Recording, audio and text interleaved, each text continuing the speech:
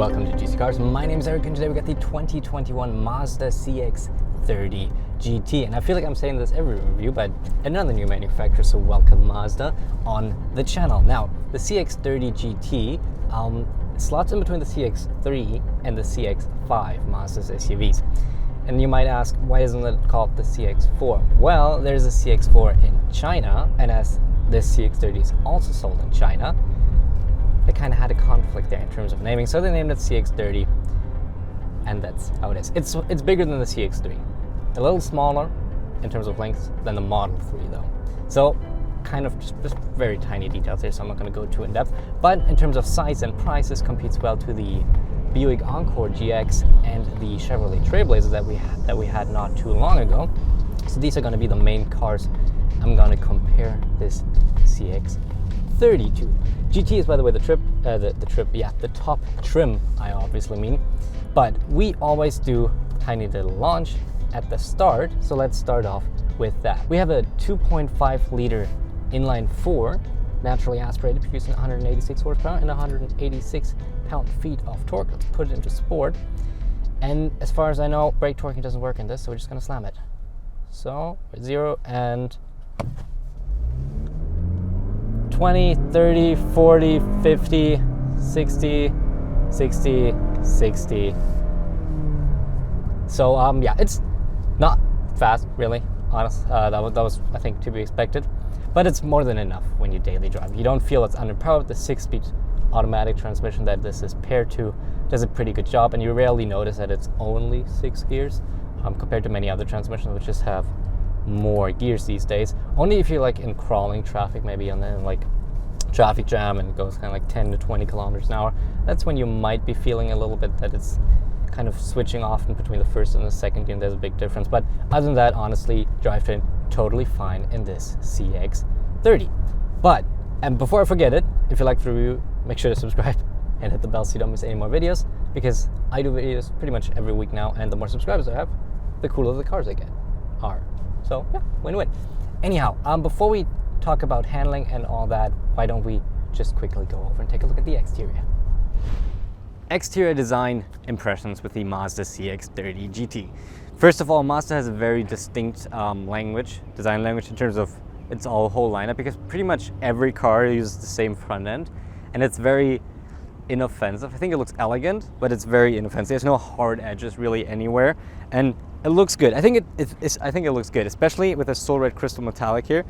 There's a reason why it's one of the most famous colors in the automotive industry, because it's just perfect. It's just so good. Looks good at night. Looks good during the day. I love this color. I adore this color, and I love all the reflections it gives me. Now, in terms of styling though, the CX-30, the most interesting part is definitely this side, because it's kind of, I think it looks a little bit like a concept car for two reasons. First of all, plastic cladding, and then we have the windows. It's kind of like a lot of exaggerated proportions we have here. Like, first of all, look at how big this plastic cladding is. What does plastic cladding do? It simply shrinks visual mass, so the car appears to be smaller and appears to be leaner and sportier. And with that much plastic cladding, because your brain essentially only perceives really this part, the car looks a lot sportier and a lot, like I said, leaner.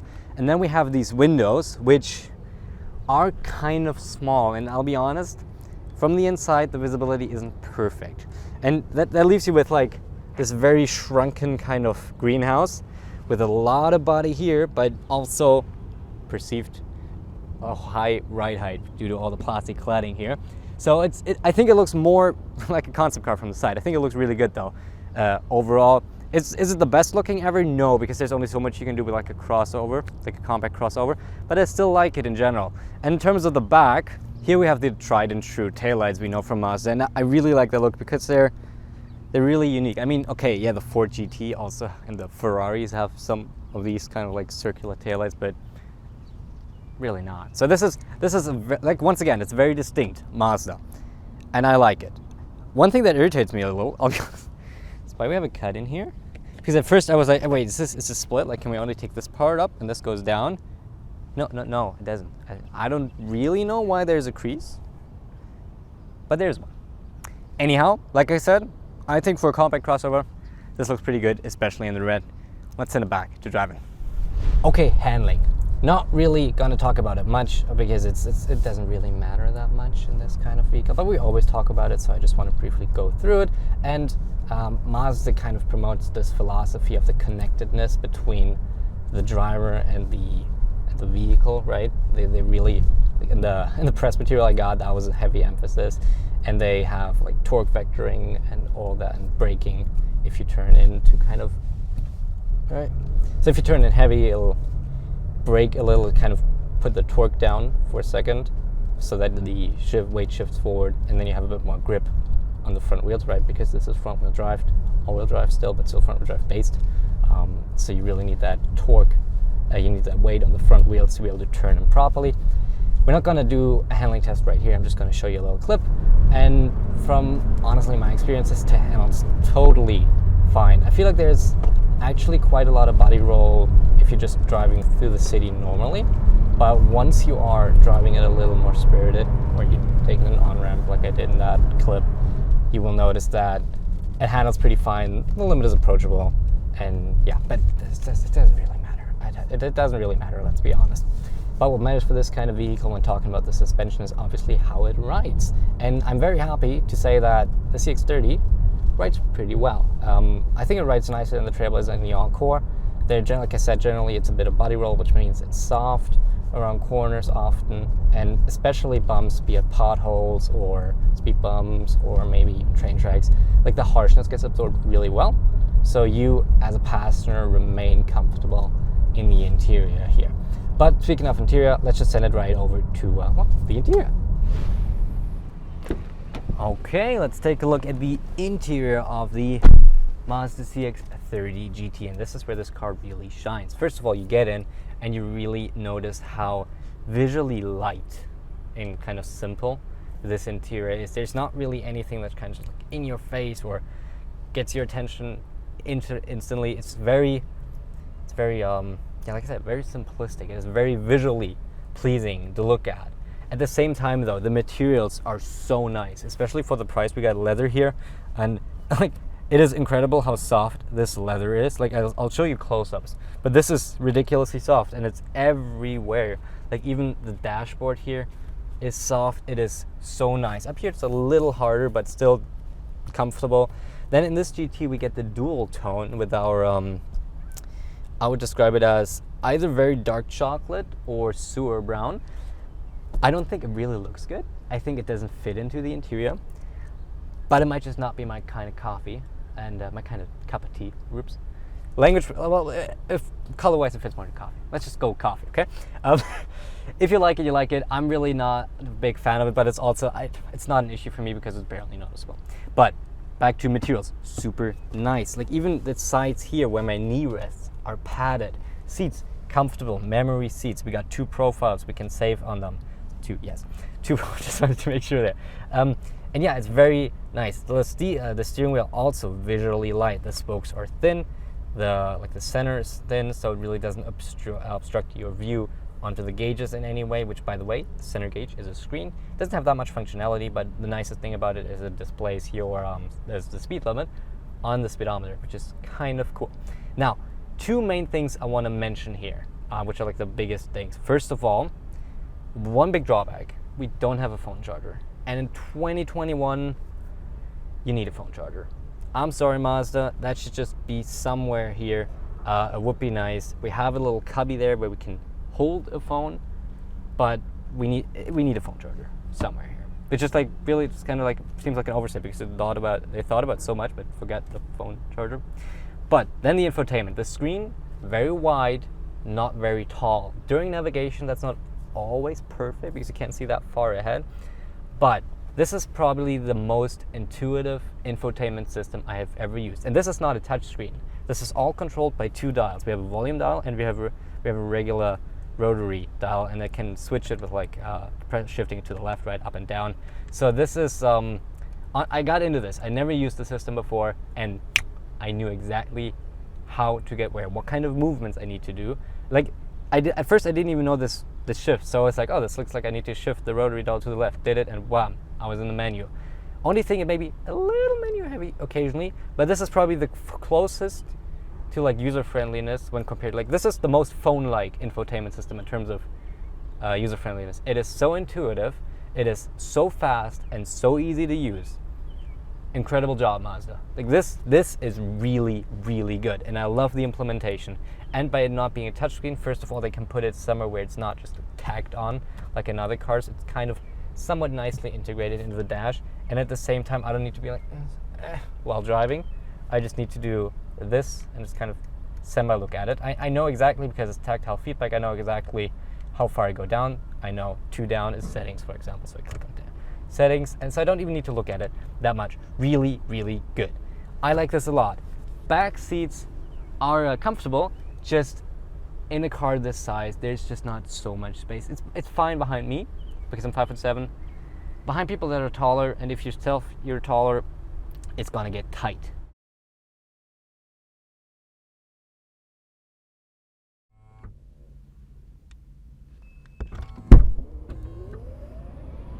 Hi. In terms of the trunk, it is smaller than the one in the Trailblazer and the Encore, and just like those, we don't have any grocery bag hangers here in the back, which is a shame. More manufacturers should implement those, because the beef is already dead. We don't need to kill it twice while taking a corner too sharply. Other than that, we have a nice floor mat in here, which protects the carpet if you have something dirty or wet in here. And I mean, if you need more space, you can always lay down these seats. So while I say goodbye to you from this trunk, we'll just go over to the next segment. So yeah, I'll enjoy the nap during this hot day.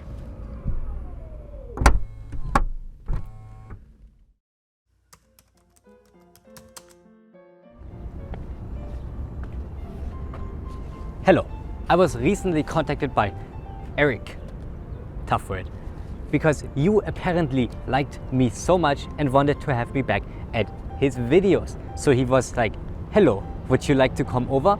And I was like, jawohl. So here I'm back.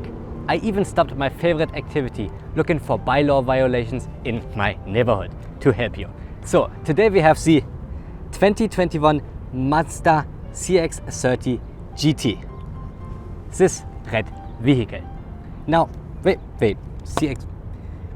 Klaus, why is this called the CX-30? Why is it not the CX-4? China. Okay, but are they aware that 30 is bigger than 5? They cannot call that 30. What if they ever release a CX-10? Everybody will think the CX-30 is bigger than the CX-10. Why not the CX-3.5? Why not the CX-3 Plus? This makes no sense. This is already stressful. Let's just continue. Mazda values driver engagement and fun, concepts I do not approve of. Nonetheless, they say they follow the Jinba Itai philosophy, which is Japanese for something I don't understand. But I was told that you have already been made aware of some of the techniques Mazda uses to make this vehicle more dynamic. Now, to be a bit more precise, if you are driving a bit more spirited and turn the wheel to a certain angle, the car will realize that you are about to take a corner a bit more fast. What it will do is it will reduce the engine torque, which will then shift weight from the back to the front and thus load up the front wheels. As this is a front wheel biased vehicle, this means we will be able to turn a little better. Clever engineering you would expect from the Germans. Good job, Mazda. Oh my god, it's just getting more and more. Look at this. This is like a reoccurring theme now. There's more geese every single time I'm coming by here. It's ridiculous. Kind of cute, but ridiculous. Well, we always turn around here. So let's turn around. And as we've just talked about the interior, another view of those geese for everybody interested, for all my animal lovers. They even put cones there so you don't park next to the entrance to the lake for the geese. That's cute. But yeah, so we talked about interior, we talked about exterior, we talked about most stuff already. But what I wanted to talk about is just another few general driving things. So like I said, it rides really well, and it's also very nice and quiet in this cabin. Ugh, as we roll over potholes. No, but it's really nice and quiet in this cabin. There's there's no rattles really. If you hear some rattling, that's my camera over there. The arm's kind of, I don't know, rattling right now. Doesn't like it, but no, it's really nice and quiet in here. Oh, baby rabbit! Watch out, buddy! Watch out! Huh. Okay. So, what was I saying? This is a wild review. Gee, literally wild. Get it because animals. Wild. Funny, eh? No, but yeah, it's nice and quiet in here. Like, you don't really hear too much. I was really surprised, honestly, getting in here how good the quality is of this vehicle compared to other cars in this segment that I've driven before. The full-on comparison I'll do in the final thoughts. But no, it's actually a really comfortable cabin, and it feels really upscale. Just like I said, with the interior, there's an attention to detail here that I did not expect at this price point, really. And let's just turn around. Oh, one thing I want to test though, because I didn't before. I wonder how fast the engine picks up, so the transmission basically reacts. So I'm just going to drive at 50. I'm going to floor it. Yeah, pretty good response. And obviously we have paddle shifters too, so we can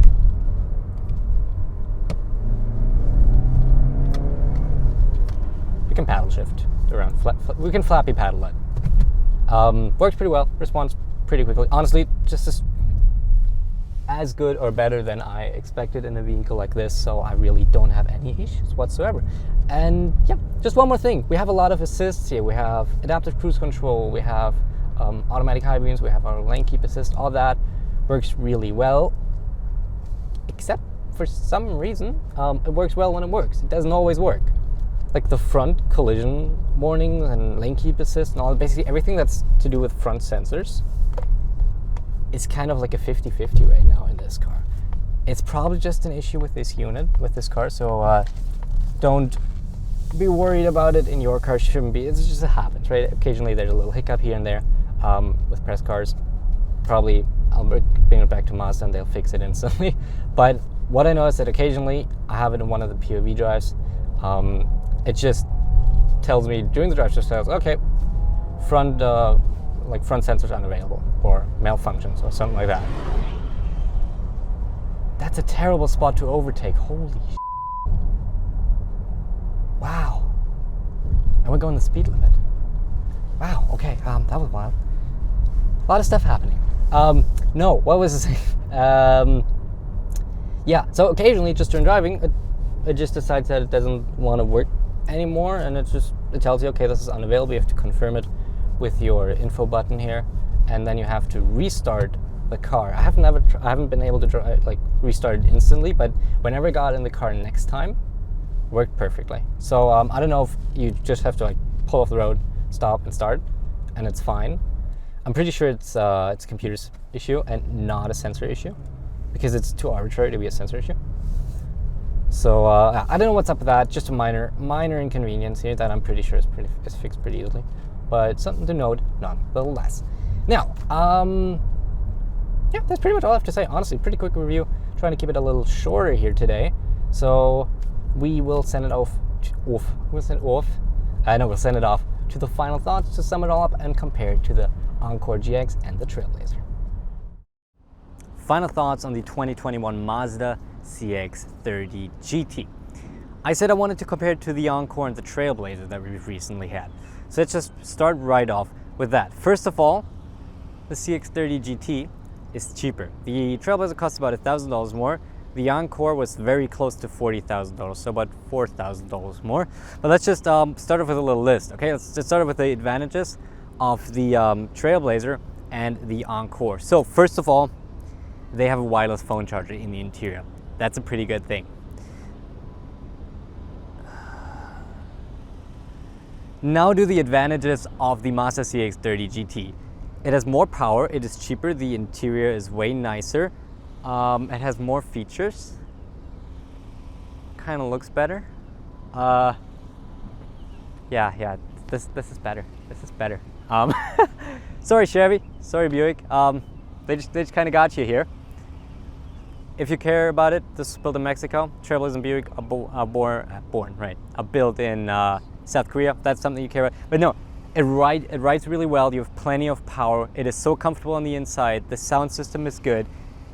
This is very good all across the board. Really, the only complaint I have is there's no wireless phone charger. And to be fair, okay, the interior, like the trunk storage. Sorry, the trunk is smaller than the Trailblazer and the Encore. That's it. Those are my complaints.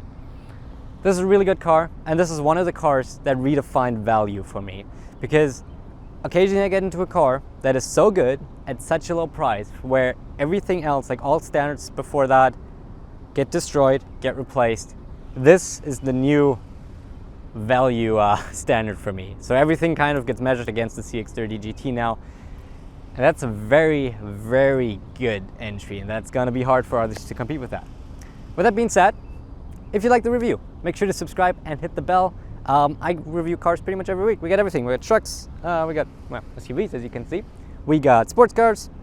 I think we got something really cool really soon. We got a bunch of really cool cars actually coming really soon. I don't want to spoil too much, but I've already told you that an Escalade is coming, so that's coming. And yeah, I do these reviews pretty much every week, and I do like walk-arounds if you want to know more details about the CX-30. I do like to show you the interior and the exterior a little bit more. I do POV drives if you want to see how it is while driving. And yeah, I do a bunch of cool stuff. So make sure to subscribe and hit the bell if you don't want to miss any of that. Thank you so much for watching. Thank you for Mazda, to Mazda, for coming to my channel. And yeah, I hope it's not too long until I get to next show, the next Mazda. Thank you very much, and I hope I'll see you in the next one. Thank you and goodbye. What I can tell you, and I have made aware, you were already told in a little less detail, is that if you... Oh, this is too weird. There's a guy looking at me, and he would be so confused by seeing this and hearing this, especially the hearing part. All right.